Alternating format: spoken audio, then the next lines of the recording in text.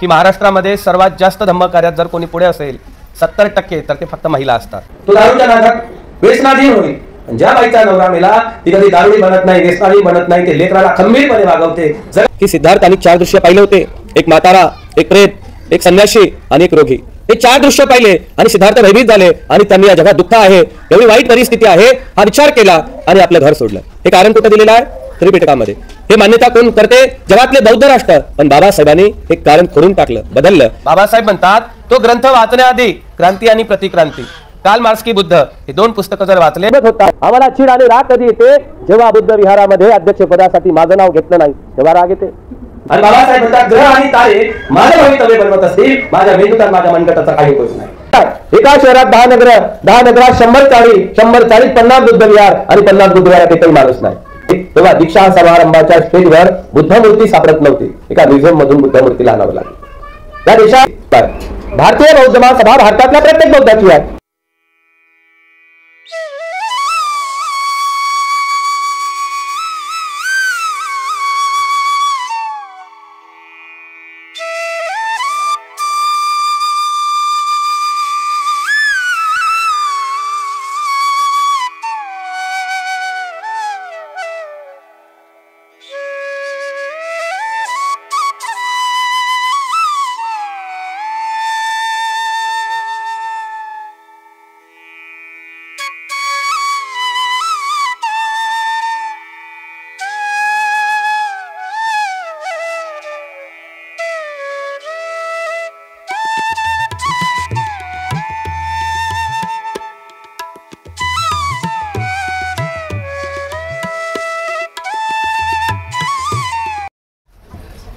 अखंड विश्वाला शांततेचा संदेश देणारे तथागत बुद्ध बोधिसत्व महामानव तुम्हा सर्वांचे उद्धार करते डॉक्टर बाबासाहेब आंबेडकर।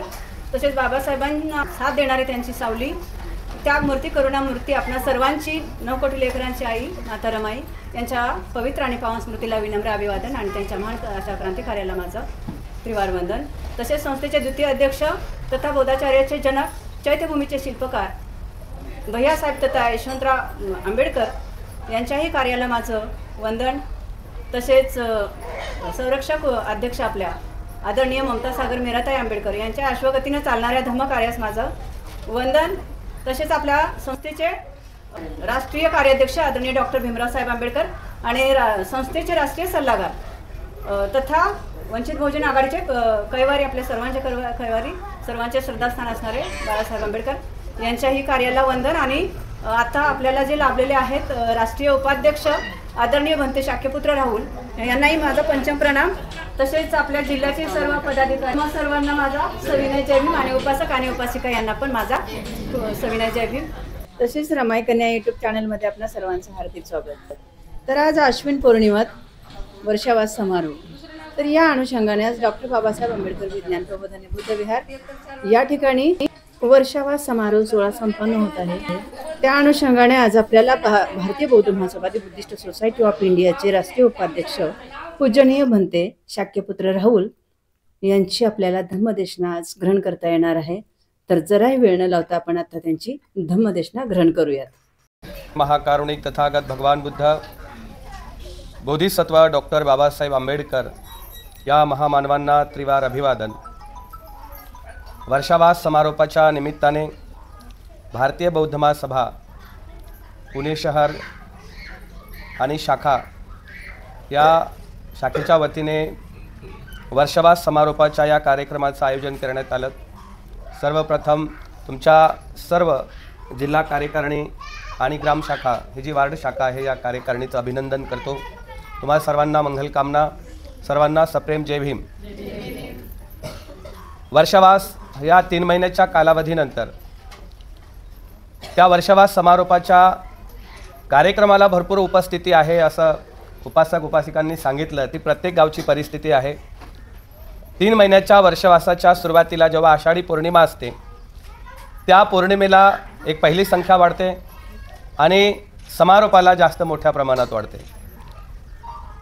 या समारोप झाल्यानंतरच्या कार्याला जी गती यायला पाहिजे आमच्या एका उपासिकेने सांगितलं ती गती नंतर दिसत नाही आहे आणि म्हणून त्या गतीला आणखी गतिमान करण्यासाठी इथं महिलांची संख्या सर्वात जास्त आहे।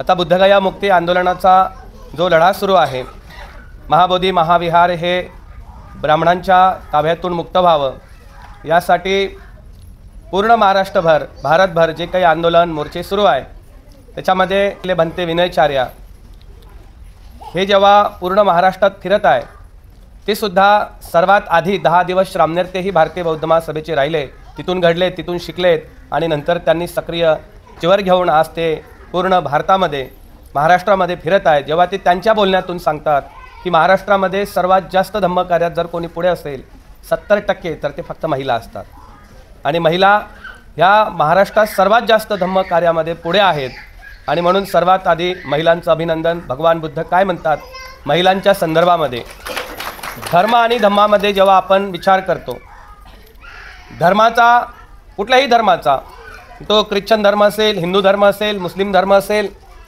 त्या धर्माचा केंद्रबिंदू, त्या धर्माचा सर्वासर्वे, त्या धर्माचा प्रमुख हा ईश्वर असतो। म्हणजे प्रत्येक धर्माची जे केंद्रबिंदू आहे तो ईश्वर आहे आणि त्या ईश्वराची पूजा केल्याने ईश्वर सर्व काही देतो, ही त्या धर्माची शिकवण आहे। प्रत्येक धर्माचा केंद्रबिंदू हा ईश्वर आहे। बौद्ध धर्माचा केंद्रबिंदू कोण आहे?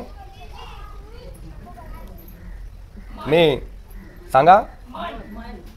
बौद्ध धर्माचा केंद्रबिंदू माणूस आणि त्याचं मन आहे। म्हणजे माणसाला केंद्रबिंदू ठरवलं बुद्धाने आणि त्याच्या मनाला ठरवलं आणि म्हणून त्या माणसाला आणि त्या माणसाच्या मनाला बदलण्याचं काम धम्म करत असतो। आणि म्हणून धम्म हा जोपर्यंत शिकत नाही, जोपर्यंत त्या मार्गाने चालत नाही, जोपर्यंत अंगीकार करत नाही, तोपर्यंत परिवर्तन होत नाही। भगवान बुद्धांनी म्हटलं की या निसर्गाची, या सृष्टीची सर्वात उत्कृष्ट देणगी जर काय कोणती असेल तर ती देणगी आहे महिला। ती महिला तिच्या पोटी बोधिसत्वाला आणि सम्राटालाही जन्माला घालते, पण ती महिला धम्म कार्यात जरी येत असेल, धम्म कार्यामध्ये जरी अग्रेसर येत असेल। मी खूप ठिकाणी लोकांना हा एक प्रश्न करतो, बघा ह्या ताई जिल्ह्याच्या सरचिटणीस आहेत, छानपैकी संचालन करत होत्या, बोलत होत्या आणि छानपैकी त्यांच्या वयानुसार जर बघितलं तर सुंदर असं स्टेजवर उभं राहून मार्गदर्शन करणे, बोलणे आपण आजच्या तरुणांना जरी म्हटलं तर नाही करू शकत। करतील का? नाही करत। बोलायचं म्हटलं तर येतील का समोर? नाही बोलणार। त्या करतात, परंतु मला खूप ठिकाणी हा एक प्रश्न पडते की खरंच तुमची सर्व महिलांची बुद्धाप्रती श्रद्धा आहे का? आहे? तुमचा धम्मावरती विश्वास आहे का? नक्की आहे। तुमचा बुद्धाप्रती, धम्माप्रती श्रद्धा आहे, विश्वास आहे। बरं, धम्माच्या मार्गाने चालल्याने माणसं दुःखमुक्त होतात का? हा विश्वास आहे? तुमच्यामध्ये मैत्री, करुणा, प्रेम आहे का? हे बुद्धाची शिकवण आहे। मैत्री, करुणा, प्रेम, समता, बंधुता ही कोणाची शिकवण आहे? त्याच्यावर विश्वास आहे का? ते तुमच्यामध्ये आहे का? मग तुमच्यामध्ये बंधुता, मैत्री, करुणा, प्रेम जर आहे आणि दुःखाचा अंत धम्म मार्गाने गेल्याने जर होते तर तुम्ही तुमच्या घरच्या लोकांना विहारात का आणत नाही? तुम्ही तुमच्या मुलांना विहारात का आणत नाही? तुम्ही तुमच्या घरच्या माणसांना विहारात का आणत नाही? आता इथं तर महिलाच दिसत आहे। मी हा प्रश्न याच्यासाठी विचारतोय, हा प्रश्न याच्यासाठी विचारतोय की तुम्ही मुसलमानाच्या मस्जिदमध्ये दिवसातून 5 वेळ लोक मस्जिदमध्ये जातात, त्यांना कामधंदे नाही आहे, त्यांना नोकरी नाही आहे, ते रोजगार करत नाही आहे। तुम्हाला मी आता इथं बरेच वेळ बघितलं, आपली समस्या नाही आहे, आपल्या पुण्याची नाही आहे, पूर्ण महाराष्ट्राची समस्या आहे। माणसं विहारात येतच नाही, महिलाच विहारात येतात आणि ती महिला माणसाला विहारात आणण्यासाठी पहिली गोष्ट तयार करत नाही। माणसाला जरी नाही करत तर मुलाला तयार करत नाही। मुलाने ऐकलं पाहिजे। मुलगा कोणाचं ऐकते घरात? सर्वात जास्त मुलावर प्रेम कोण करते? वडिलांनी मुलाला मारल्यानंतर, बोलल्यानंतर, भांडल्यानंतर मुलाची बाजू कोण घेते? मग आई मुलाला विहारात का आणू शकत नाही? आपण आपल्या मुलाला धम्म दिला नाही तर कोणीतरी अधम्माच्या मार्गावर घेऊन जाईल। समस्या तुमची नाही आहे। 70% महिला विहारात येतात पण तरुण वर्ग विहारात येत नाही। हे 5-25 लोक आज विहारात आहेत, ते काम करणारे आहेत, पण प्रत्येक कुटुंबाने, बाबासाहेब म्हणतात की प्रत्येक बौद्धांनी आपलं आद्य कर्तव्य समजून सहपरिवारासोबत दर रविवारी विहारात गेलं पाहिजे। या विहारात येण्याचा उद्देश काय आहे? फक्त वंदना घेणे आहे का? अगरबत्ती, मेणबत्ती लावणे आहे का? कुठली तरी प्रार्थना घेणे आहे का? फक्त परित्राणाच्या गाथा घेणे आहे का? तर नाही। समाजामध्ये जे अज्ञान आहे, जे अंधश्रद्धा आहे, जे या देशामध्ये मोठ्या प्रमाणामध्ये समाज या देशाला, या देशाची व्यवस्था अधोगतीला घेऊन चाललेली आहे, ते बदलण्याचं काम बौद्ध लोकांचं आहे. बुद्धांनी 2500 वर्षापूर्वी या देशामध्ये क्रांती केली. बुद्धांनी त्यांच्या धम्माचं वाचन केलं. तुम्ही वर्षवासमध्ये कोणता ग्रंथ होता?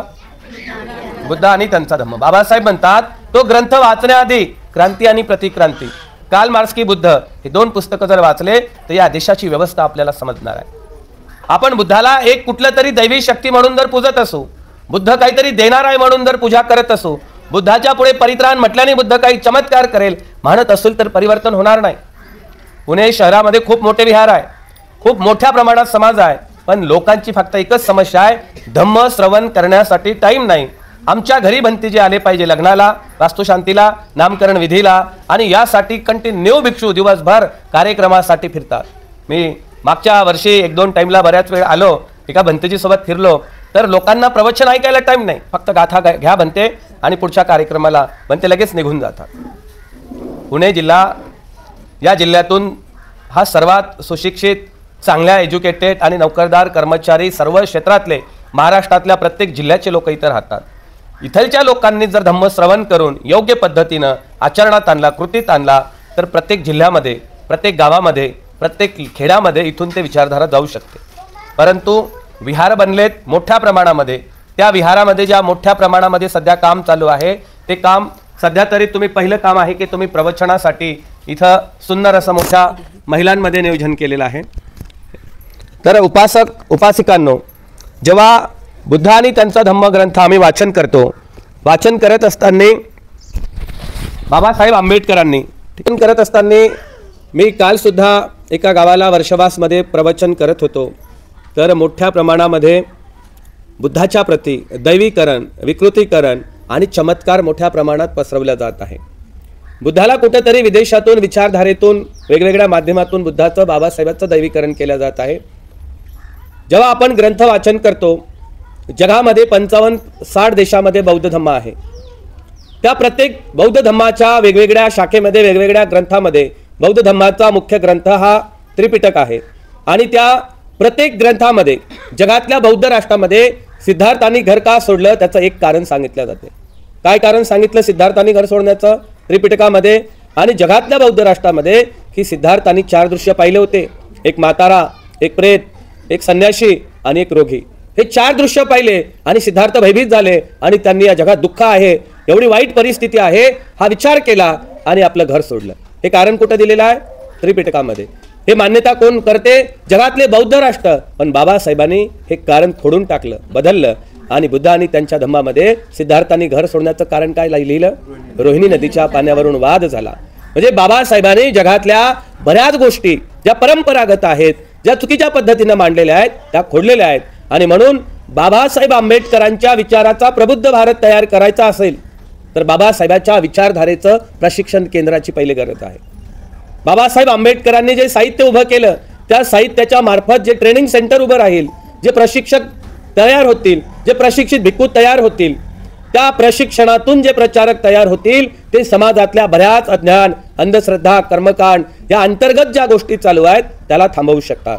आणि म्हणून भारतीय बौद्ध महासभेची सर्वात मोठी जबाबदारी ही आहे की बाबासाहेब आंबेडकरांच्या फक्त भारतीय बौद्ध महासभेचं सभासद होणं किंवा पदाधिकारी होणं एवढंच पुरेसं नाही आहे. बाबासाहेबाला अपेक्षित असलेला प्रचारक होणं, बाबासाहेब आंबेडकरांचं साहित्य समजून घेणं, बाबासाहेब आंबेडकरांच्या विचाराचा प्रबुद्ध भारत तयार करणं आणि त्या विचाराच्या प्रचार आणि प्रसारासाठी काम करणं ही सर्वात मोठी जबाबदारी भारतीय बौद्ध महासभेची आहे. आणि म्हणून तुम्ही इथं सर्व महिला मोठ्या प्रमाणात उपस्थित आहात आणि मोठ्या प्रमाणात इथं काम करत आहात. मोठ्या प्रमाणामध्ये ही कार्यकारिणी इथं आपली उपस्थिती सुद्धा आहे.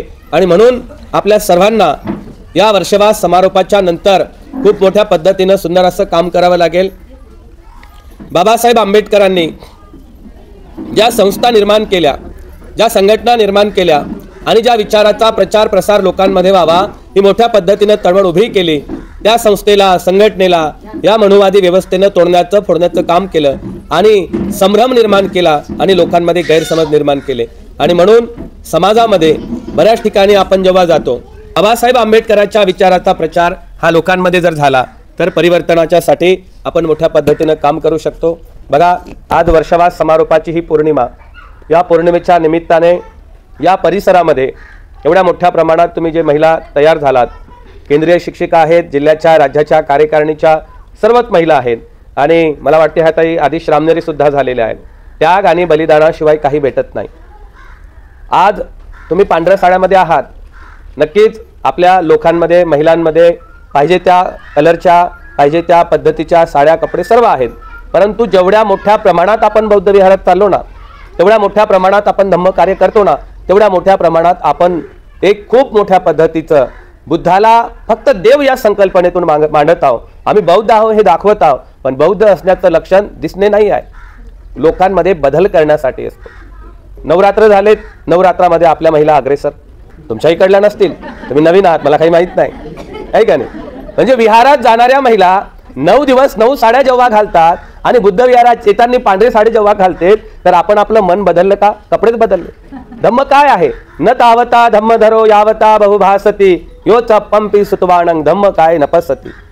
तुम्ही खूप सुंदर बोलता, खूप सुंदर तुम्हाला गाथा येतात, तुम्ही खूप सुंदर भाषण देता, म्हणजे तुम्ही धम्मधर आहात का? नाही आहात. पांढरे वस्त्र घातल्याने किंवा एखादे निळी टोपी घातल्याने किंवा गळ्यामध्ये धम्म पताका लावल्याने आपण बौद्ध आहोत. बौद्ध दिसण्यामध्ये नाही तर बौद्ध कृतीत असला पाहिजे.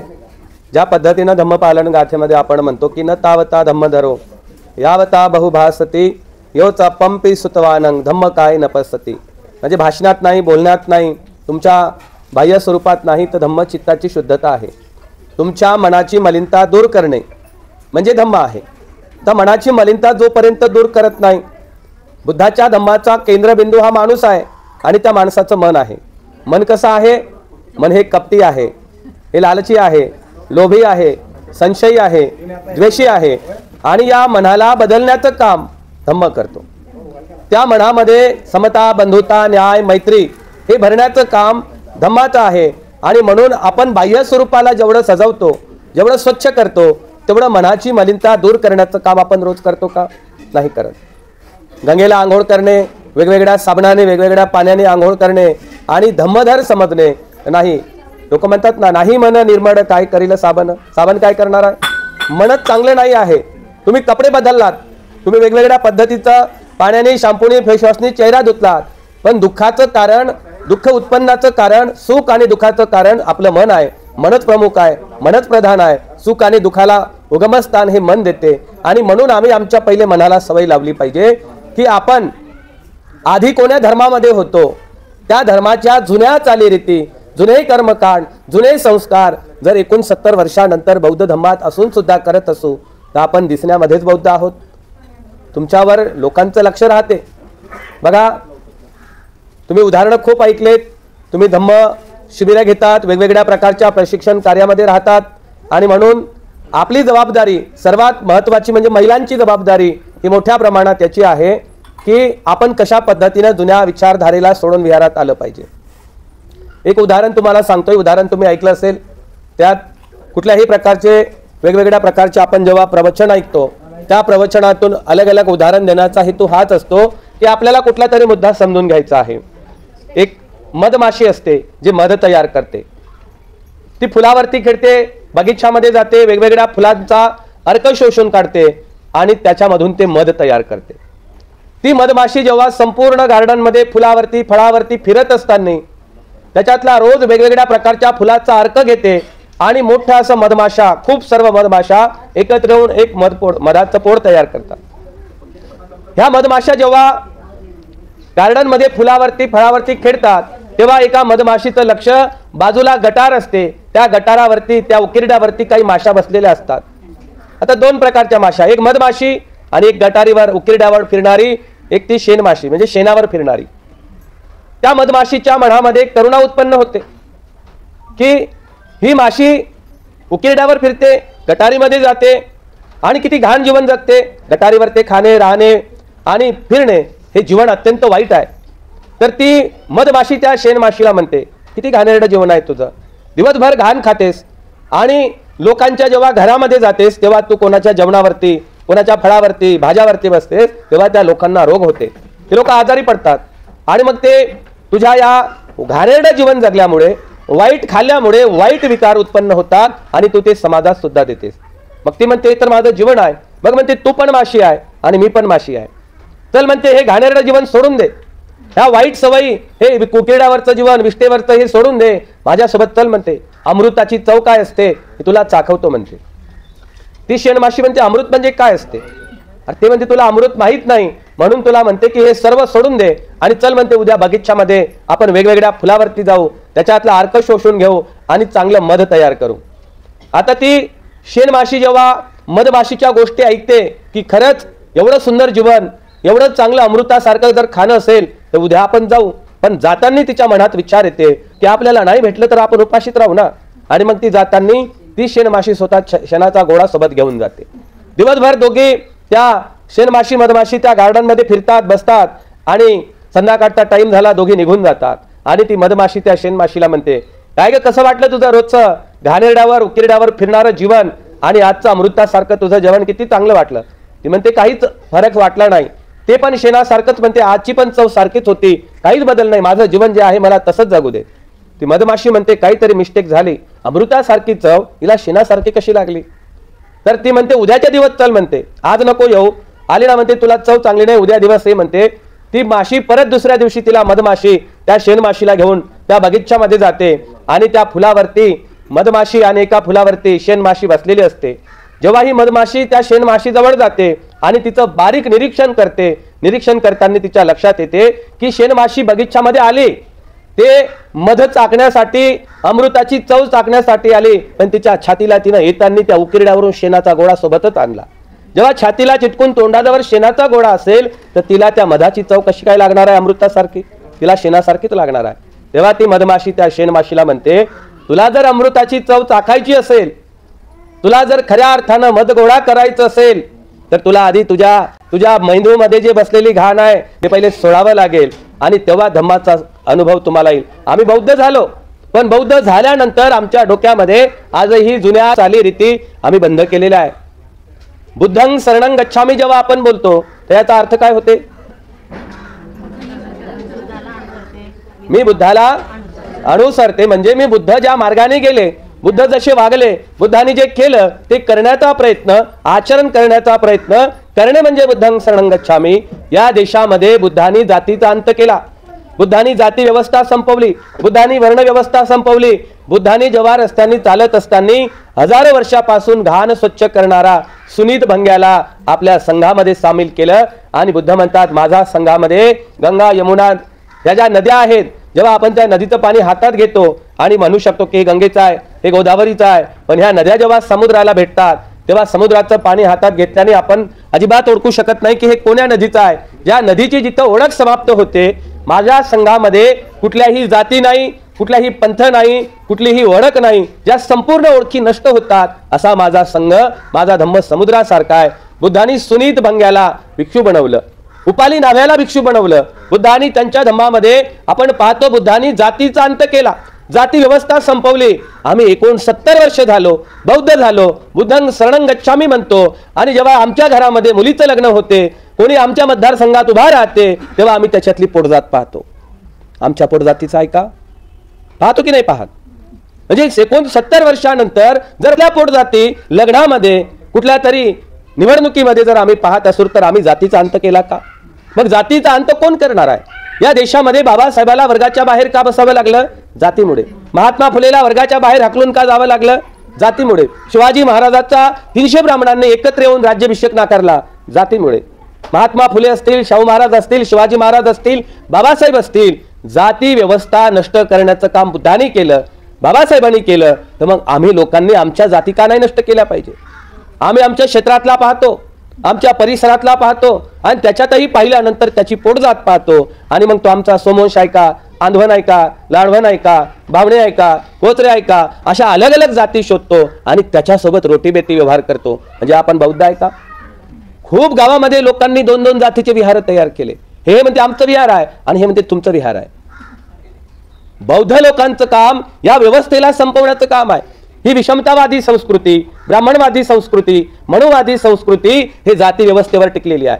हे ईश्वर, आत्मा, परमात्मा, स्वर्ग, नरक याच्यावर टिकलेली आहे आणि बौद्ध धम्म या सर्व गोष्टी नष्ट करतो. बौद्ध लोकांचं फक्त एकच काम नाही की त्यांनी पांढरे कपडे घातले, विहारात आले आणि वंदना घेतली आणि एक कार्यक्रम घेतला म्हणजे संपलं का.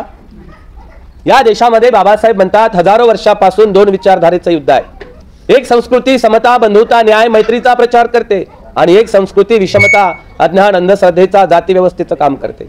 बुद्धांनी जेव्हा श्रमण संस्कृतीचा प्रचार केला 1250 वर्ष हा अखंड भारत बौद्धमय झाला आणि या अखंड भारतामध्ये जेव्हा शासक बौद्ध धर्माच्या नियमानं चालू लागले तेव्हा सोन्याचा धूर निघणारा भारत, जगामध्ये महासत्ता भारत तयार झाला। एका सम्राट अशोकाने 84,000 बुद्ध विहार उभे केले। आपल्या या पुण्याच्या परिसरात जर पाहिलं त्या बुद्धलेण्या आजही आहे आणि त्या बुद्धलेण्या पैठणच्या 7 करणी गौतमी पुत्रांनी उभ्या केल्या। जुन्नरच्या लेण्या असतील, कारले भाजेच्या लेण्या असतील, आपल्या नाशिकच्या लेण्या असतील, पुण्याच्या लोणावळ्याच्या लेण्या असतील, अजंठ्याच्या लेण्या असतील। 2000 वर्षापूर्वी जेव्हा येशू ख्रिस्ताचा जन्म नव्हता, मोहम्मद पैगंबराचाही जन्म नव्हता, तेव्हा हा अखंड भारत आणि संपूर्ण महाराष्ट्र बौद्धमय होता।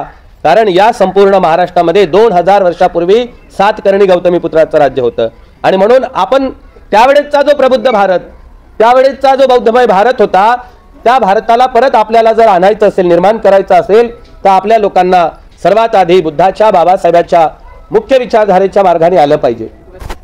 जेव्हा आपण बुद्धाला, बाबासाहेबाला कुठल्या तरी एखाद्या विहारामध्ये जयंतीच्या निमित्ताने किंवा कार्यक्रमाच्या निमित्ताने आपण एकत्र येऊन काम करतो, विजयादशमीच्या निमित्ताने मोठ्या प्रमाणात लोक नागपूरला जातात, भीमा कोरेगावला हे पुण्याला मोठ्या प्रमाणात लोक येतात, चैत्यभूमीलाही मोठ्या प्रमाणात लोक जातात। बाबासाहेब आंबेडकर म्हणजे मी माझ्या बोलण्यामधून जे काही मुद्दे मांडत आहोत, बोलण्यातून जे काही सांगण्याचा प्रयत्न करत आहोत, 2-3 वेळेस आपण समजा माईकच्या माध्यमातून असो किंवा स्वागत समारंभात असो अगं डिस्टर्ब होते, ठीक आहे, हा होत राहील। पण मला जे सांगायचं आहे किंवा बाबासाहेब आंबेडकरांच्या विचाराच्या कार्याची सध्या देशाला, समाजाला इतकी अत्यंत मोठ्या प्रमाणात गरज आहे, ती गरज आहे आपल्या प्रचारक लोकांना पहिले बाबासाहेब आंबेडकरांची विचारधारा समजून घेतली पाहिजे। उपासक उपासिकांना बघा, त्याचा उद्देश असा आहे की आज पौर्णिमा आहे, भंतीजी आले, पाया पडले पाहिजे, दान केले पाहिजे आणि पुण्यकर्म भेटते। ते बाबासाहेबांच्या पुण्यानेच खातो आपण, कोणाचंच पुण्यकर्म नाही आहे। तुझीच कमाई आहे ग भीमाई, कोणाचीच ताई इथं कष्ट नाही। हे बाबासाहेबांचे कष्ट आहे, बुद्धाचे कष्ट आहे, माता रमाईचे कष्ट आहे, बाबासाहेबांच्या 4 लेकराचं बलिदान आहे। पण आपण लोकांनी बाबासाहेब बुद्धाच्या विचारधारेला न आचरणात आणता, न कृतीत आणता, न प्रचारात नेता आपण फोटोमध्ये बंद केलं। शाहीर संभाजी भगत म्हणतो भीम पुतळ्यात बंद केला बाई, बाबासाहेबाला पुतळ्यात बंद केलं। मग ते कुठल्या तरी जयंतीच्या निमित्ताने आम्ही मोठा बॅनर लावून, मोठा डीजे लावून नाचण्याचा प्रयत्न आमचा तरुण करते। आम्ही बाबासाहेबाला, बुद्धाला अगरबत्ती, मेणबत्ती लावून कुठल्या तरी भीमस्तुती, भीमस्मरणामध्ये बंद केलं, कुठल्या तरी बुद्ध वंदनेमध्ये, बुद्ध गाथेमध्ये बंद केलं। क्रांती या देशामध्ये जोपर्यंत होत नाही, बुद्धाच्या विचाराची क्रांती जोपर्यंत होत नाही तोपर्यंत परिवर्तन होत नाही। परिवर्तनासाठी बाबासाहेबांच्या, बुद्धाच्या मुख्य विषयाला समजून घेणं हे आमच्या डोक्यामध्ये अत्यंत असणं गरजेचं आहे। मी तुम्हाला आधीच बोललो की जातीचा अंत करणे बौद्ध लोकांचं काम आहे।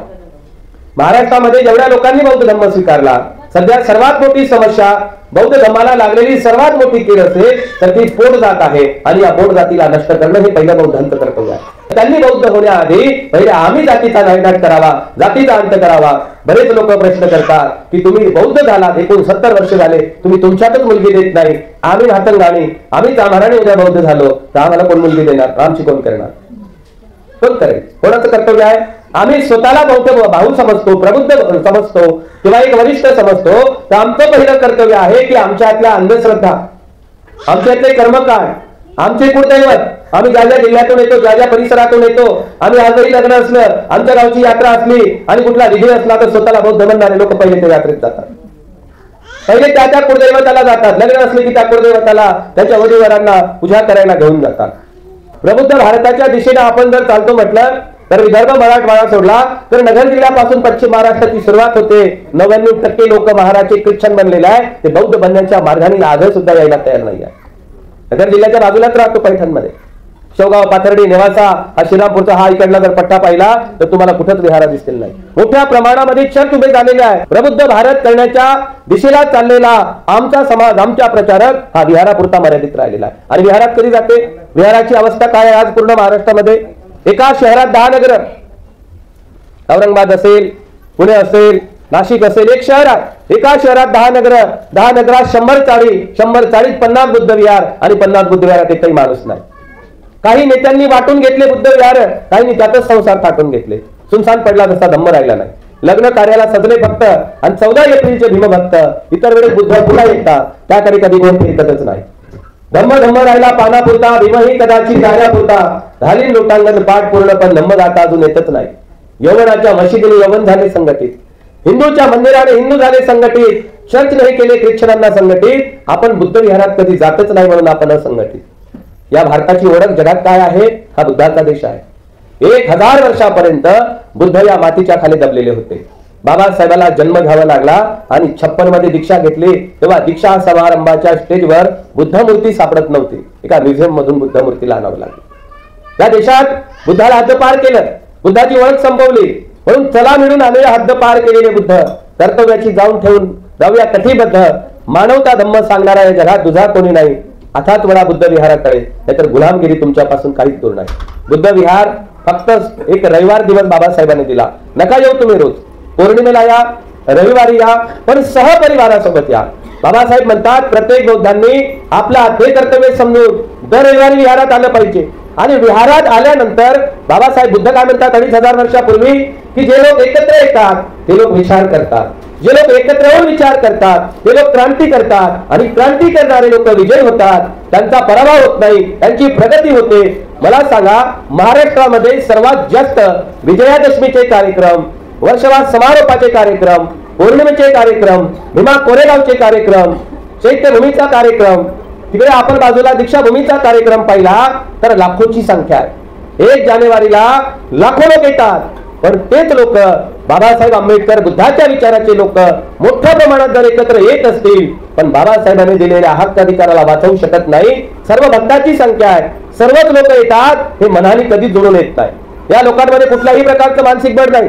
हे लोक विहारात येताना पहिले पाहतात. विहारामध्ये येणारा वर्ग जो आहे, विहाराचं महत्व खूप अलग आहे. विहारामध्ये समता, बंधुता, न्याय, मैत्री शिकवल्या जाते. आणि विहारात येतानाच महिला, तुमच्या इकडल्या नाही बरं का, ते तिकडल्या महिला म्हणतात, तुम्ही सलामालाच म्हटलं काय, काही महिला म्हणतात चल ना विहारामध्ये आली असते म्हणते, ते लई पुढे पुढे करते, तिचं तोंडच पाहू वाटत नाही, हिचं तोंड पाहू वाटत नाही, तिचं तोंड पाहू वाटत नाही, म्हणून विहारात येत नाही. विहारात येणाऱ्या महिलांमध्ये समता आहे का? एखादा कार्यक्रम पुणे शहरामध्ये घ्या आणि बौद्ध धम्माचा कार्यक्रम आहे, धम्मदेशना आहे असं पॉम्पलेट घेऊन जा, त्याच्यामध्ये पहिले पाहतात आमचं नाव आहे का, आमच्या संघटनेचं आहे का, मला काही स्थान आहे का? आमच्या विहाराचं नाव नाही, ते तुमच्या गल्लीचं विहार आहे, ते तुमच्या भारतीय बौद्ध महासभेचं आहे. बरेच लोक म्हणतात ती तुमची भारतीय बौद्ध महासभा आहे. भारतीय बौद्ध महासभा भारतातल्या प्रत्येक बौद्धाची आहे. 1956 साली बाबासाहेबांनी बौद्ध धम्माची दीक्षा घेतली. कोणत्या बॅनर खाली घेतली? भारतीय बौद्ध महासभा. म्हणजे ज्या बॅनर खाली आम्ही बौद्ध झालो ती भारताची भारतीय बौद्धाची बौद्ध महासभा आहे. ती विशिष्ट आपली नाही आहे, तुमची आणि माझी नाही आहे, इथं जन्माला आलेल्या प्रत्येक बौद्धाची आहे. आणि म्हणून बाबासाहेबांनी निर्माण केलेल्या संस्थेमध्ये, त्या बॅनरमध्ये जेव्हा आपण कार्यक्रमाला जातो तर लोक पहिला आपले बॅनर पाहतात, पहिला आपलं नाव पाहतात. आणि बऱ्याच कार्यक्रमामध्ये जेव्हा आपण कुठली सभा घेतो, मीटिंग घेतो, बुद्धगया मुक्तीचा लढा जरी असेल, आम्ही गोंदिया, भंडारा, गडचिरोली त्या साईडला जेव्हा सभा झाल्या तर लोकांची ही समस्या आहे की नाही ते तुमच्या विहाराने आयोजित केलेला आहे, तो तुमच्या विहाराचा आयोजित कार्यक्रम आहे. म्हणजे आपण बौद्ध लोक असून सुद्धा बौद्ध धम्माच्या परिषदेमध्ये, कार्यक्रमामध्ये, विहारामध्ये नाव पाहतो. म्हणजे इथं समता आहे का? नाही आहे. आपण मोठ्या प्रमाणामध्ये एकत्र आलो, 69 वर्ष झाले, पण बाबासाहेब आंबेडकरांनी आम्हाला इथं माणूस बनवण्यासाठी, शासन प्रशासनात जाण्यासाठी मार्ग दिला होता. आपण कुठं बसलो? नाही गेलो. मी लोकांना हमेशा बोलतो, बघा बाबासाहेब आंबेडकरांना मानणारा जो समाज आहे हा भक्त नसतो. बाबासाहेब आंबेडकरांच्या विचारधारेची अनुयायी असतात, पण आपण 69 वर्षामध्ये भक्त होऊन बसलो. कार्ल मार्क्स नावाचा व्यक्ती जेव्हा मेला, जेव्हा त्याचं निधन झालं, तेव्हा त्याच्या 11 लोकांनी एकत्र आले. ते 11 लोक रडत नव्हते, आक्रोश करत नव्हते, कुठलाही विलाप करत नव्हते. त्या 11 लोकांनी कार्ल मार्क्सला दफन केलं, शपथ घेतली, संपूर्ण विश्वात प्रचार केला. आज अर्धविश्व कार्ल मार्क्सच्या विचारांना प्रभावित आहे. बाबासाहेब आंबेडकरांचं निर्माण झालं, 10 लाख लोक एकत्र आले, रडत होते, आक्रोश करत होते, दुःख व्यक्त करत होते. अंतिम संस्कार केला, बाबासाहेबांचे फोटो घराघरात लागले आणि बाबासाहेबाला फक्त अगरबत्ती मेणबत्तीत ठेवलं. आणि आजही समाज तसाच आहे. बाबासाहेब आंबेडकरांनी आपल्या लेकराच्या 4 मुलाचं बलिदान दिलं.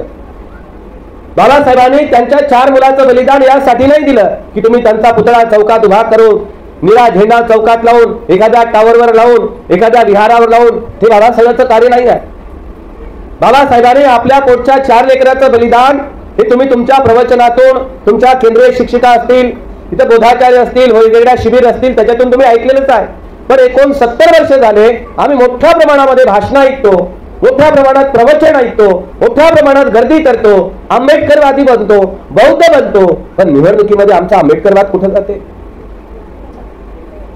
कुठे जाते आमचा बौद्धांचं अस्तित्व? बौद्ध म्हणजे काय?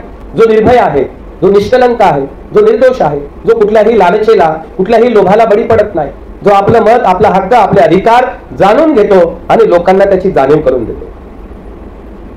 भीमा कोरेगावला 5 लाख नाही 10-10 लाख लोक एकत्र येतात आणि प्रत्येक भाषणामध्ये लोक आवर्जून बोलतात की आम्ही बाबासाहेबांचे लेकर आहोत, आम्ही बुद्धाचे अनुयायी आहोत आणि 1 जानेवारीला ते 500 महाराजची औलाद बनतात. पुण्यामध्ये 1 लाख नाही 10 लाख लोक एकत्र येतात. जेव्हा निवडणुका येतात तेव्हा हे 500 महाराजची 1 कोटी लोक तेव्हा सर्व झोपतात. बाबासाहेबांनी तुम्हाला या देशाचं मालक बनण्यासाठी दिलं होतं. आम्ही मालक बनलो का? बाबासाहेब आंबेडकर आणि भगवान बुद्ध या विचारधारेला जोपर्यंत बौद्ध अनुयायी समजून घेणार नाही तोपर्यंत परिवर्तन करण्यासाठी तुम्हाला असं वाटत असेल की बुद्धाची पूजा केल्याने, अगरबत्ती मेणबत्ती लावल्याने आमचे सर्व दुःख दूर होतील, तर पहिले या भ्रमातून बाहेर या. जेव्हा प्रतिक्रांती झाली, क्रांती आणि प्रतिक्रांतीचा इतिहास आहे, जेव्हा क्रांती झाली तेव्हा बुद्धाच्या विचारधारेचा 1250 वर्ष प्रभाव, सत्ता या देशामध्ये राहिली. अखंड भारत बौद्धमय राहिला. या भारतातले भिक्खू आपले 84,000 विहार, स्तूप, स्तंभ तोडले आणि बौद्धांचा नरसंहार केला. या देशामध्ये जाती व्यवस्था मजबूत केली. बाबासाहेबांनी क्रांती केली. संविधानाच्या माध्यमातून तुम्हाला संधी दिली. या देशामध्ये पाणी पिण्यासाठी पहिला सत्याग्रह केला. आज आपल्याला या देशाचं मालक बनण्याची संधी बाबासाहेबांनी दिली. आपण काय केलं? 1000 वर्षापर्यंत गुलाम असलेल्या समाजाला बाबासाहेबांनी हक्क अधिकार दिले. बाबासाहेब आंबेडकरांनी संविधान रूपी तुम्हाला या देशाचं मालक बनण्यासाठी शिक्षण दिलं, आरक्षण दिलं, संरक्षण दिलं. पण आपण काय केलं? तर आपण त्या बाबासाहेबांच्या पुतळ्यामध्ये फक्त पूजण्यापुरतं मर्यादित राहिलो. एक उदाहरण तुम्हाला देतो. उदाहरण माझ्या 1-2 प्रवचनामध्ये मी कुठल्याही प्रत्येक ठिकाणी एक 4-5 उदाहरणं मांडत राहतो. एका गावामध्ये एक लोहार होता. त्या गावाचा लोहार दिवसभर गावभर फिरत होता, गावातल्या लोकांच्या घरचे कोळसे जमा करत होता आणि त्याच्या त्या झोपडीवरती येत होता. तिथे येऊन तो ते कोळसे त्या आगीच्या भट्टीत टाकत होता, त्या लोखंडाला गरम करत होता त्या अग्नीमध्ये आणि त्याची पत्नी त्या गरम लोखंडावरती हातोडे मारून त्या लोखंडाला आकार देत होती.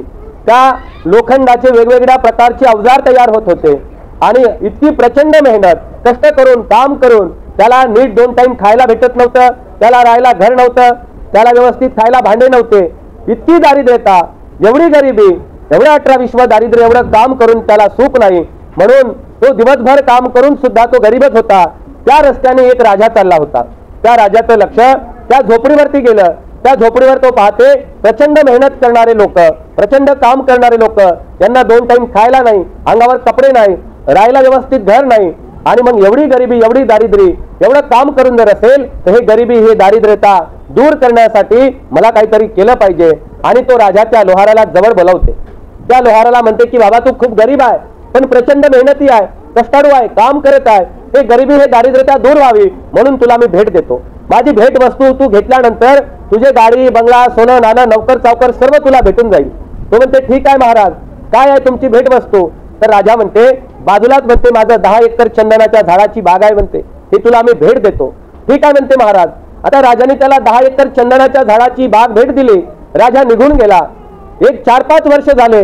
5 वर्षानंतर राजाला आठवलं की मला त्याच रस्त्याने जायचं आहे. त्या रस्त्याने एक गरीब, एक दारिद्र्य व्यक्ती होता.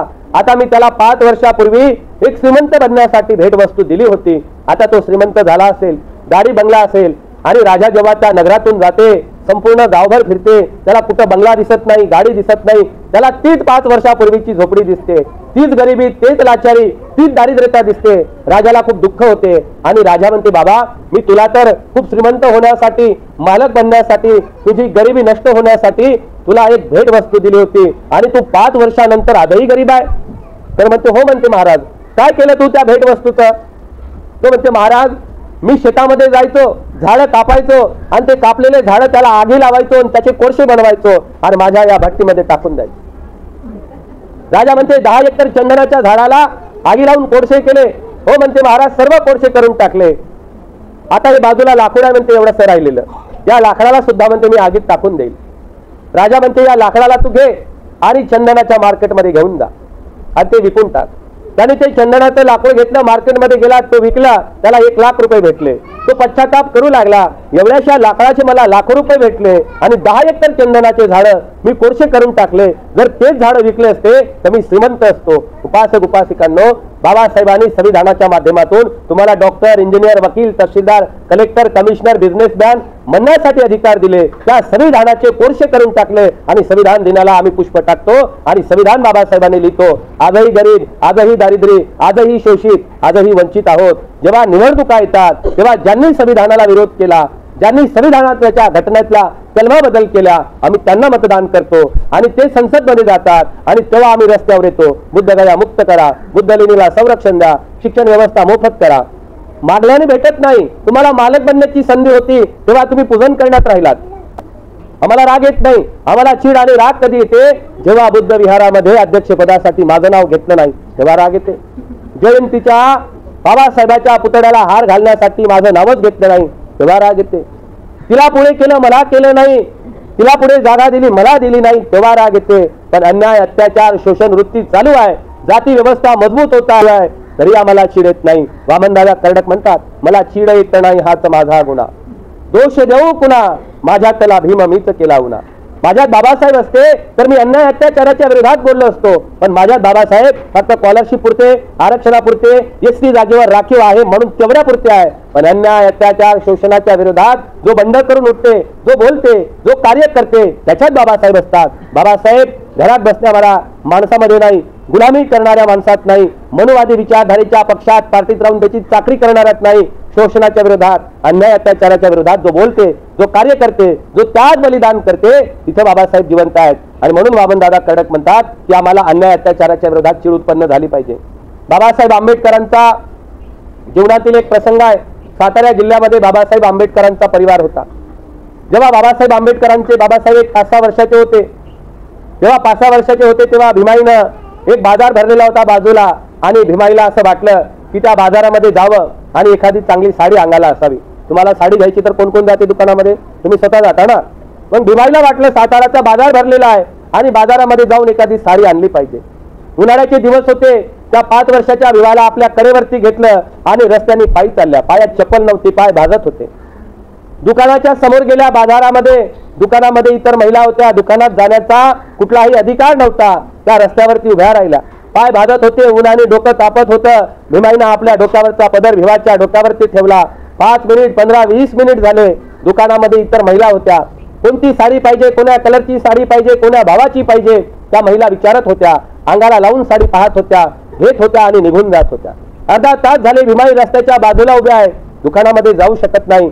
अर्धा तास दुकान रिकामं झालं. दुकानातला कामगडी बाहेर आला. काय ग, काय पाहिजे तुला? कशाला थांबली इथं उभी? भीमाई म्हणते एखादी साडी भेटेल का? हा भेटणार ना. तू पैसे आणले का? भीमाई म्हणते हा आणले पैसे. तो स्वतःच्या मनाने दुकानात जाते, त्याच्या मनाने हाताने साडी काढते, कैची घेते, कैचीने 2 साडीचे तुकडे करते, तांब्याभर पाणी घेते, पाणी जमिनीवर टाकते, चिखल तयार करते, त्या चिखलामध्ये ते साडी टाकते.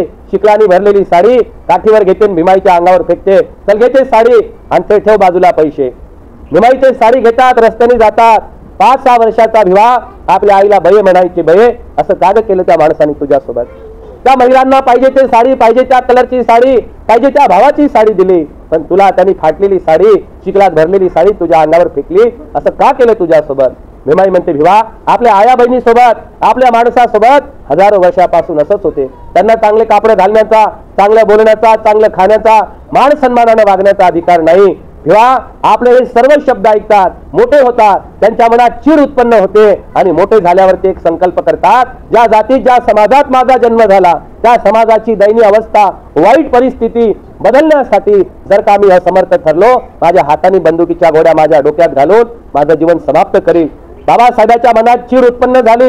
हजारो वर्षाची व्यवस्था बदलली आणि आम्हाला माणसं केले. आम्ही माणसं झालेले लोक बाबासाहेबांच्या विचारधारेला, धम्मक्रांतीला, बाबासाहेबांच्या संघटनेला, आंबेडकरी परिवाराला, त्यांच्या नातवाला विमान झालो आणि मनुवादी व्यवस्थेला, मनुवादी संघटनेला, त्या पक्ष पार्टीच्या लोकांची गुलामी करत आमचे हक्काधिकार संपत आहे. आम्हाला कधी चीड येणार आहे? व्यवस्था कधी बदलणार आहे? एकतर 8 दिवसापासून कंटिन्यू प्रवचन गोंदिया भंडाऱ्याला होतो. आमच्या या ताईंनी म्हटलं भंतेजी तुम्ही याच, तर उद्याचं प्रवचन सुद्धा नागपूरला आहे, परवाचं भंडाऱ्याला आहे.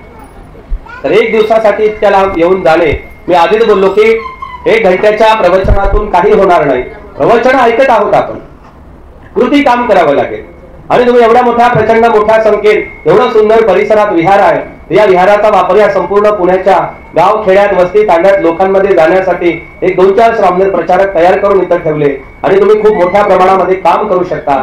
म्हणून या संपूर्ण परिसरामध्ये एक वर्षवाद समारोपाची पौर्णिमा म्हणून नाही की आपण फक्त बुद्धाला बाबासाहेबाला 1 वर्षवादची पौर्णिमा आहे आणि बऱ्याच ठिकाणी हा प्रचार होती की आम्हाला पुण्य कमवायचा. आणि पुण्य बाबासाहेबांनी तुम्ही तुमच्या कष्टातून मेहनतीमधूनच कराल. तुम्ही अधिकारी बनाल, मोठे ऑफिसर बनाल, तर तुम्हाला मी पुण्य देतो, आम्हीच तुमच्या घरी येईल की आम्हाला 5,000 रुपये द्या बरं विहार बांधायला, आहे का? तर ते लायक बनावं लागते, अधिकारी बनावं लागते, मोठं बनावं लागते. आणि म्हणून भाषण ऐकून, प्रवचन ऐकून, मोठमोठ्या धम्म परिषदा, मोठमोठे कार्यक्रम ऐकून बदल झाला पाहिजे. आणि हा बदल तुम्हाला तुमच्या शासन प्रशासनात जाण्यासाठी आहे. आम्ही आमच्या समाजामध्ये ज्या मोठ्या प्रमाणामध्ये आज वर्षवाद समारोपाचे कार्यक्रम होत आहेत किंवा याच्यानंतर प्रचार प्रसाराचे, धम्म परिषदेचे आणि संस्कार शिबिराचे कार्यक्रम होत आहेत, तर आम्ही आमच्या सर्व धम्म प्रचारक लोकांना, मला भरपूर ठिकाणी लोक बोलतात की लग्न आहे, आता 12 तारखेला बीडला लग्न होतं, म्हटलं लग्न लावणे हे आमचं काम नाही आहे ना, प्रवचनाला बोलवा. मग आता तिथे बोधाचार्य जाते, बोधाचार्याचंही काम नाही, एक प्रचारकाचं पहिलं काम आहे. लग्न विधी एक सामान्य उपासकही लावेल, मी असं म्हणत नाही. जेव्हा कोणी नसेल, भंते असतील, बोधाचार्य असतील, त्यांनी लावावं. पण या व्यवस्थेला थांबवण्याचं काम, या व्यवस्थेला संपवण्याचं काम, मनुवादी व्यवस्था थांबवायची असेल तर बुद्ध उपासकाचं, बौद्ध उपासकाचंही म्हणतो, बौद्ध असणाऱ्या व्यक्तीचंही म्हणतो, भंतेजीचंच नाही. त्यांनी आधी म्हटलं की हे फक्त भंतेजीचंच काम नाही आहे, उपासक उपासिकेचंही काम आहे, बोधाचार्याचंही काम आहे, केंद्रीय शिक्षकाचंही काम आहे, प्रत्येक जय भीम म्हणणाऱ्याचं काम आहे. तिथली मनुवादी व्यवस्था थांबली पाहिजे. आणि मनुवादी व्यवस्था थांबवायची असेल तर त्या बलिदानाची गरज असावी लागते. मान सन्मान जर तुम्ही सोबत घेऊन आलात की नाही मी केंद्रीय शिक्षक आहे, मी बोधाचार्य आहे, मी जिल्हाध्यक्ष आहे, मी भंतेजी आहे, हे घेऊन जर तुम्ही आलात तर मग बाकीच्या उपासकांमध्ये मी काही कमी आहे का, माझ्या घरी काही खायला नाही का, मला कशाला पाहिजे तुझं पद? म्हणून पद प्रतिष्ठा हे बाजूला सोडून या विचारधारेला वाढवण्याचं काम 25 मध्ये आम्ही जर जास्त प्रमाणात केलं, विचारधारेतून क्रांती केली पाहिजे. आणि क्रांती करण्यासाठी आम्ही कुठल्या ना कुठल्या पद्धतीनं कमी पडत आहोत आणि कमी पडण्याचं एकच कारण आहे, आमच्यात मीपणा वाढलेला आहे. आमच्यामध्ये मीपणा असा वाटलाय की आम्ही गरीब श्रीमंत, रंगावरून, रूपावरून, पोट जातीवरून, हा वतनदार नाही, हा बाहेरगावचा आहे, हा प्रॉपर पुण्याचा नाही, हा आमच्या संस्थेचा नाही, हा आमच्या कुठल्या तरी भागातला नाही, हे जेव्हा आमच्या चर्चा होतात तेव्हा जुळणारा माणूस जुळत नाही, तो मागे जातो. विहारामध्ये बसत असताना महिलांनी त्यांच्यासोबत आपल्या मुलांना बसवलं पाहिजे. मुलं म्हणतात तो महिलांचाच कार्यक्रम आहे. मुस्लिम लोक दिवसातून 5 वेळ एकत्र जातात. जो 5 वेळ जाऊ शकत नाही तो शुक्रवारला जाते. तो कितीही व्यवसाय करणारा असेल, काम धंदा करणारा असेल, तो सामूहिकपणे तिथे जाते. तर आम्हाला क्रांती करायची असेल तर भाषण कमी, बोलणं कमी, पाठांतर करण्यात, भाषण देण्यामध्ये, गाण्या म्हणण्यामध्ये, प्रवचन करण्यामध्ये आम्ही शिकलो मोठ्या प्रमाणामध्ये. पोपळपंची सारखी आमची अवस्था झाली. खूप ठिकाणी उदाहरण देतो की एका शिकाऱ्याला शिकार करायची होती. त्या शिकाऱ्याने हातामध्ये मुठभर दाणे घेतले आणि एका झाडाखाली उभा राहिला. ते दाणे घेतले, त्या झाडाखाली उभा राहिला. वरती पक्षी होते, ते दाणे त्यांनी खाली टाकले. वरचे पक्षी ते दाणे खायला आले. त्या पक्ष्यांनी ते दाणे खाल्ले. या शिकाऱ्याने दुसऱ्या दिवशी दाणे आणले, ते झाडाखाली टाकले. ते पक्षी असे रोज येत होते. 8 दिवस झाले ते पक्षी यायचे, दाणे खायचे आणि निघून जायचे. 10व्या दिवशी या शिकाऱ्याने झाड टाकून दिलं, दाणे टाकले आणि निघून गेला. निघून गेल्यानंतर ते पक्षी झाडावर होते, रोज प्रमाणे ते दाणे खायला आले आणि त्या संपूर्ण झाडामध्ये अडकले. झाडात संपूर्ण पक्षी अडकल्यानंतर तो शिकारी घरी गेलेला होता. त्या रस्त्याने एक संन्यासी चालला होता. त्या संन्यासाचं लक्ष त्या शिकाऱ्या, त्या संपूर्ण पक्षावरती गेलं. त्या संन्यासाच्या मनामध्ये दया, करुणा उत्पन्न झाली की एवढे सारे पक्षी आता मारले जातील, आपण यांना सोडवलं पाहिजे. म्हणून त्या संन्यासाने सर्व पक्ष्यांना सोडवलं. पण त्याच्या मनात विचार आला, मी आज सोडवलं, उद्या कोण सोडवणार? म्हणून त्यांनी एक पक्षाला सोबत घेतलं, आपल्या कुटीवर घेऊन गेला. त्या कुटीवर तो रोज सकाळी 5ला उठायचा, त्या पक्षालाही उठवायचा. आपल्या घरी एखादं पोपट असेल तर आपण जसं बोलतोय बोलते. तो संन्यासी त्या पोपटाला रोज एकच शिकवायचा, पोपटा शिकारी येतो. आणि मग तो पोपटही तसाच म्हणायचा, पोपटा शिकारी येतो. हा संन्यासी त्याला म्हणायचा, पोपटा शिकारी येतो, दाणे टाकतो, विश्वासात घेतो, मग झाडं टाकतो, मग आपल्याला पकडून नेतो, मग आपल्याला विकतो आणि मग आपली हत्या होते. हे 15 दिवसामध्ये तो संन्यासी त्या पोपटाला शिकवण्यामध्ये तरबेज झाला. तो पोपट 15 दिवसात शिकून गेला. तो शिकल्यानंतर तो पोपट संपूर्ण ते या शिकाऱ्याने जे संन्याशाने जे शिकवलं पाठांतर केलं. तो संन्याशी म्हणते बाबा मी तुला जे काही शिकवलं जा सर्व पक्षाला बोलव आणि त्यांना हा मंत्र शिकव. हा पोपट उडून गेला. सर्व पक्षाला बोलवलं. त्या जंगलामध्ये त्यांना एकच गाथा शिकवली. पोपटा शिकारी येते, दाणे टाकते, नंतर विश्वासात घेते, झाडं टाकून पकडून नेते आणि मग आपली बोली लावते, आपली हत्या करते. 15 दिवसामध्ये ते सर्व पक्षी शिकले. त्या संन्याशाला वाटलं की आपण जाऊन बघूया हे किती शिकले. तो जंगलातून चालला होता. प्रत्येक झाडावरती, प्रत्येक जंगलातल्या अलग अलग झाडावरती एकच गाणं सुरू होतं. पोपटा शिकारी येते, दाणे टाकते, विश्वासात घेते, झाडं टाकते आणि पकडून देते. अशा त्या संन्याशाला खूप खुशी झाली की ज्या पक्षाला मी 15 दिवसात शिकवलं, आज संपूर्ण महाराष्ट्रामध्ये जर पाहिलं तर वर्षाला समारोपाचे कार्यक्रम, धम्म परिषदेचे कार्यक्रम, विजयादशमीचे कार्यक्रम, भीमा कोरेगावचे कार्यक्रम, आंबेडकरवादी आम्ही बौद्धांच्या विचारधारेला मतदान करेल, आम्हाला आमची सत्ता पाहिजे. तो शिकारी जंगलात गेला. त्यांनी पाहिलं की सर्व पक्षी एकच गाणं म्हणत आहे. पोपटा शिकारी येते, दाणे टाकते, विश्वासात घेते, झाडं टाकते, पकडून नेते. तो संन्यासी त्या शिकाऱ्याला म्हणते तुला काहीतरी म्हणते काम करायचं म्हणते, आपण परीक्षा घेऊ. म्हणते काय म्हणते महाराज, जा म्हणते जंगलामध्ये दाणे टाकून टाक, दाणे टाक आणि झाडं टाक म्हणे तुझं, बघू म्हणते किती तुझ्या झाडामध्ये हे पक्षी लागतात. तो शिकारी म्हणते हे सर्व पक्षी तुम्ही हुशार केले म्हणे. आता हे सर्व झाडावरचे पक्षी एकच गाणं म्हणतात. पोपटा शिकारी येते, दाणे टाकते, विश्वासात घेते, झाडं टाकते, नंतर आपल्याला पकडून आपली हत्या करते, विकून टाकते. हे एवढे हुशार झाले म्हणजे 69 वर्षामध्ये आता यांना कोणीच पकडू शकत नाही. तो शिकारी म्हणते, संन्याशी म्हणते अरे तू जाऊन प्रयोग कर. हा बाबासाहेब आंबेडकरांच्या विचारधारेचा माणूस निवडणुकीमध्ये तर दुसऱ्याच माणसाच्या पाठीमागे झेंडे घेऊन दिसत होता. त्या शिकाऱ्याने ते जंगलामध्ये धान्य टाकलं, संपूर्ण दाणे टाकले, झाडं टाकलं, बाजूला उभा राहिला. झाडावरती पक्षी होते. पक्षी एकच गाणं म्हणत होते. पोपटा शिकारी येते, दाणे टाकते, विश्वासात घेते, झाडं टाकून पकडून नेते. ते गाणं म्हणत म्हणत खाली आले, दाणे खायला गेले, झाडांमध्ये गुंडाळल्या गेले. शिकाऱ्यांनी सर्व गुंडाळले, संन्याशाजवळ नेले. संन्याशाने एक पक्षी काढला आणि त्या शिकाऱ्याजवळ दिला. तुझा सुरा घे म्हणे, त्याच्या मानेवर ठेव. त्यांनी सुरा घेतला, मानेवर ठेवला. तो संन्याशी म्हणते का रे बाबा तुला मी एवढं शिकवलं, तू शिकला, तुझ्या जातीच्या लोकांना शिकवलं, पण तू विसरला का? त्या पक्षाच्या मानेवर आता सुरा आहे, त्याला कापल्या जात आहे. तो संन्याशाला म्हणते महाराज तुम्ही जे शिकवलं आम्ही विसरलो नाही, बघा तुम्हाला म्हणून दाखवतो का. आणि लगेच म्हणायला सुरुवात केली. पोपटा शिकारी येते, दाणे टाकते, विश्वासात घेते, झाडं टाकून पकडून नेते. संन्याशी म्हणते हे पाठांतर करण्याऐवजी जर कृतीत आणलं असतं, नाही 18-19 मध्ये, 24 मध्ये तर तुम्ही तुमचे 4-5 हजार लोकसभेत पाठवले असते, तर तुमचा उपवर्गीकरणाचा मुद्दा, तुमचा बुद्धगयाचा मुद्दा, तुमच्या आरक्षणाचा मुद्दा, तुमच्या शिक्षणाचा मुद्दा, तुमच्या हक्क अधिकाराचा मुद्दा, तुमच्या बुद्धलेणीचा मुद्दा याच्यावर आवाज उचलला असता ना. आम्ही नाही पाठवले. आम्ही पाठांतरच आवडते आम्हाला. आमच्या संघाच्या महिला खूप सुंदर वंदना म्हणतात. म्हणजे आम्ही पाठांतर करण्यात हुशार झालो, कृतीमध्ये आणि हुशार झालो नाही. आणि एवढे दारिद्र्य झालो, एवढ्या समस्या या व्यवस्थेने निर्माण केल्या. संविधानाने दिलेले हक्क अधिकार 50 वर्षापूर्वी जिल्हा परिषदेच्या शाळेतला कलेक्टर बनत होता. आज तुम्ही तुमच्या जिल्हा परिषदेच्या शाळेचा चपराशी बनवू शकत नाही. तुमच्या या विहाराला तुम्हाला सुरक्षित ठेवायचं असेल तर या व्यवस्थेमध्ये तुमच्या विचाराची माणसं पाहिजे. आम्ही विहार बांधले, विहार उभे केले, पण विहारामध्ये क्रांती करणारे लोक तयार केले नाही. क्रांती महिला करू शकतात, परिवर्तन महिला करू शकतात. परिवर्तनाच्या मार्गाने महिला आपल्या मुलाला, आपल्या घरातल्या लोकांना घेऊन जाऊ शकतात. पण ती महिला विहारात आल्यानंतर परिवाराला घेऊन येताना गावागावात गेली पाहिजे. कार्यक्रमामध्ये फक्त लग्न विधीला पूजापाठला बनते पाहिजे. झाले ते बौद्ध, प्युअर बौद्ध झाले. बौद्ध होणे म्हणजे काय? बौद्ध होणे म्हणजे धम्म प्रचार करणे, धम्म प्रचारासाठी तत्पर राहणे.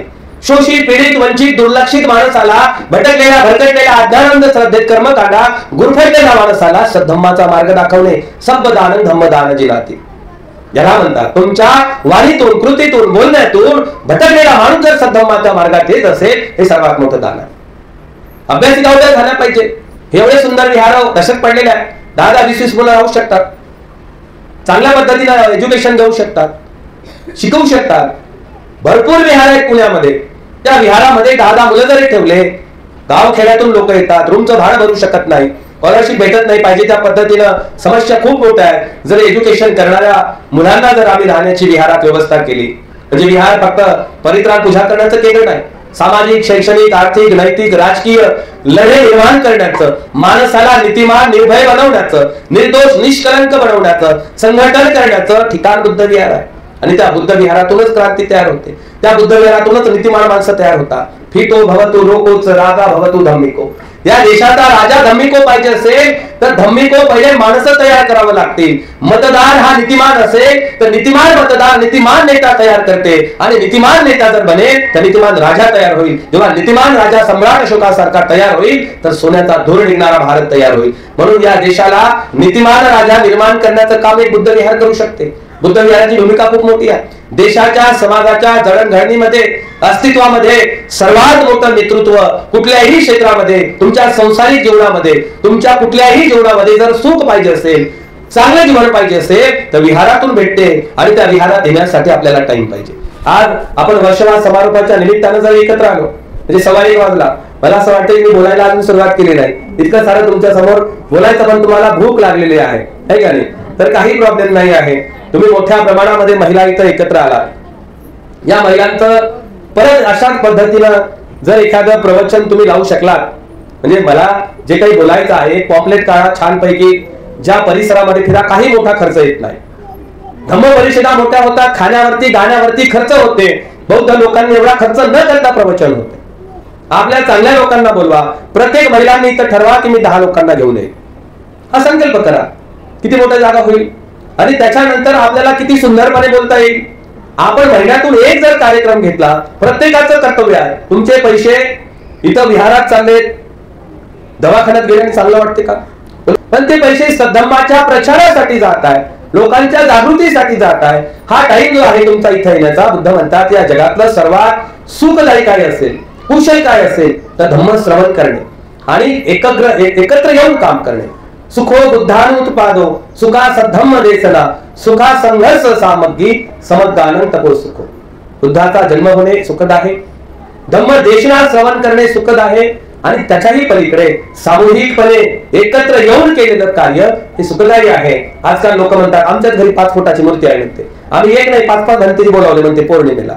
आणि तुम्ही 5 बोलवा, आम्ही म्हणते युट्यूबलाच 5-5 धनतेजीचं प्रवचन ऐकतो. लोक घरामध्ये प्रवचन वंदना लावून धम्मदेशना ऐकत आहे. तुम्ही रस्त्यावर येण्यासाठी पहिले संघटित व्हावं लागेल. तुमच्यात पहिले मानसिक बळ तयार करावं लागेल. 500 महारामध्ये 28,000 लोक नव्हते, हजारो वर्षाची व्यवस्था होती आणि त्या व्यवस्थेला संपवण्याचं मानसिक बळ त्यांनी ठरवलं होतं की आम्ही एकतर मरू एकतर यांना मारू. का? कारण हजारो वर्षाची गुलामगिरी संपवायची आहे. आम्ही जर आज गुलामी संपवली तर आमचे येणारे मुलं सुखात राहतील.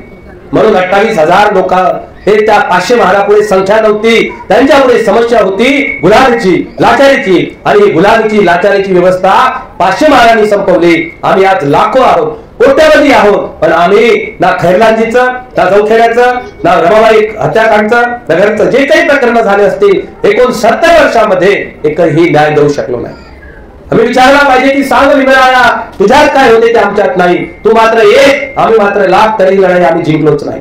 तुला देव म्हणावे तर तू त्यांच्या विरोधात, बुद्ध बाबासाहेब देवाला मानत नव्हते. तुला दैत्य म्हणावे तर तू प्रजेचा ऊर्जा स्रोत, मग सांग भीमराया तुझ्यात काय होते ते आमच्यात नाही. आमच्यात त्याग बलिदान करण्याची मानसिकता नाही. बाबासाहेब आंबेडकरांनी त्याग बलिदान केला. जेव्हा बाबासाहेबांचे 4 लेकरं मातीत जात होते तेव्हा बाबासाहेबांनी विचार नाही केला की माझं कुठलं तरी लेकरू वाचेल आणि देशाचं नेतृत्व करेल.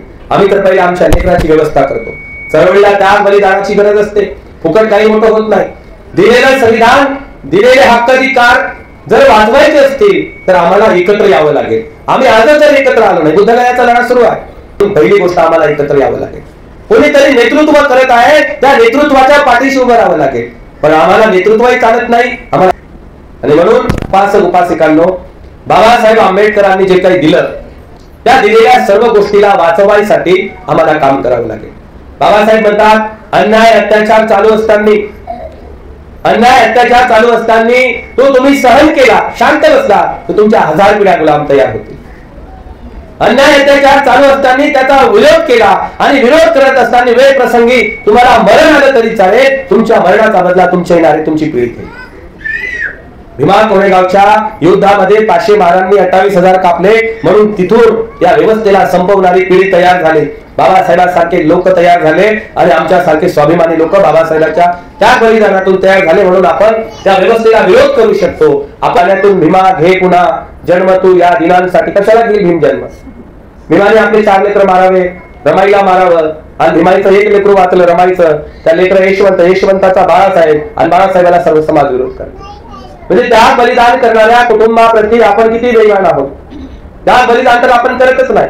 500 रुपये वर्गणी असते आणि तिथे आंबेडकरांचं नाव असलं की त्याला विरोध करतो. म्हणून समाजामध्ये स्वाभिमान जो आहे त्या स्वाभिमानी विचारधारांच्या लोकांची खूप कमतरता आहे. 1:30 वाजत आहे आणि म्हणून जास्त न बोलता प्रवचनाचा मी तुम्हाला परत एक टाइम देतो. तुमच्या महिलांनी संकल्प करा, नवरात्रात 9 दिवस साड्या बदलणार आणि 10 महिला जोडा. कसं आहे, मला सर्व परिसरातल्या महिला माहिती असतात. आपण किती जरी म्हटलं तर बदलत नाही आहे. बदलण्याची मानसिकता ठेवावी लागते. पुरुषांनी, तरुणांनी आणि महिलांनी आपल्या सर्व परिवाराला घेऊन एखादी तारीख निश्चित करा.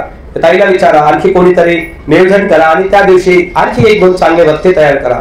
एखादे भिक्षू बोलवा आणि पुण्यामध्ये बदल कसा करायचा, पुण्यातल्या लोकांमध्ये कसं जायचं, कुठल्या कुठल्या विषयावर काम करायचं. बाजूला खूप सुंदर लेणे आहे.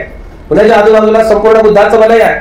म्हणजे 2,500 वर्षापासून 2000 वर्षापासून या संपूर्ण क्षेत्रावर बौद्धांचं राज्य होतं. काय पुरावा? इथल्या बुद्ध लेण्या पुरावा आहे. आपण काही 69 वर्षापूर्वीचे बौद्ध नाही, या देशाचे मालक आहोत. प्रतिक्रांतीमध्ये आपण त्यांचा धर्म स्वीकारला नाही.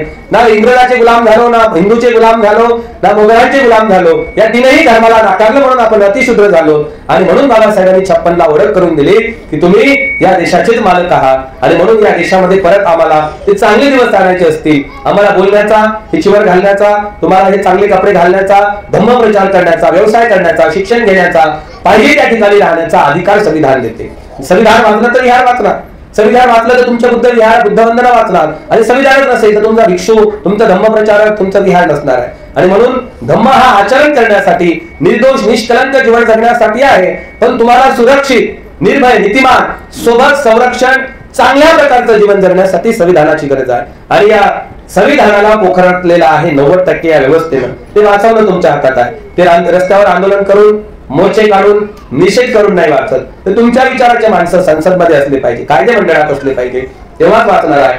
आज आमच्या मोठे मोठे कार्यक्रम आणि बोलणारे लोक, मोठ्या मोठ्या धम्म परिषदा, मनुवादी लोकांना आमंत्रण करून होते, तेव्हा आम्ही तिथंच हारून जातो. जेव्हा झेंडा जरी आपला असला, जेव्हा बॅनर जरी आपलं असलं, तर कुठेतरी आम्ही त्या लोकांना नेतृत्व दाखवतो की बाबा इथं आमदार होता, आमच्या भंतेजीने बोलावला होता, ते लोक त्याला मतदान करतील.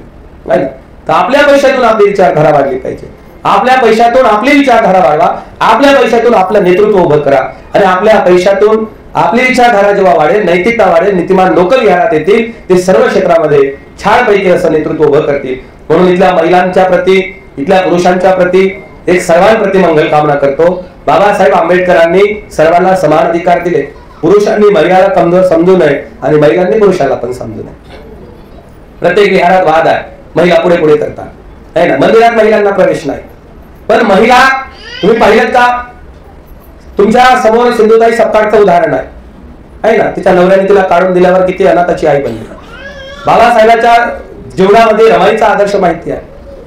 कुठल्या तरी गावामध्ये तुम्ही बघा, ज्या माणसाची बायको मेली तो 1 महिन्यात लग्न करून दारू नाही बनेल, लेकराला म्हणते माहीत नाही, तो दारूच्या नादात व्यसनाधीन होईल.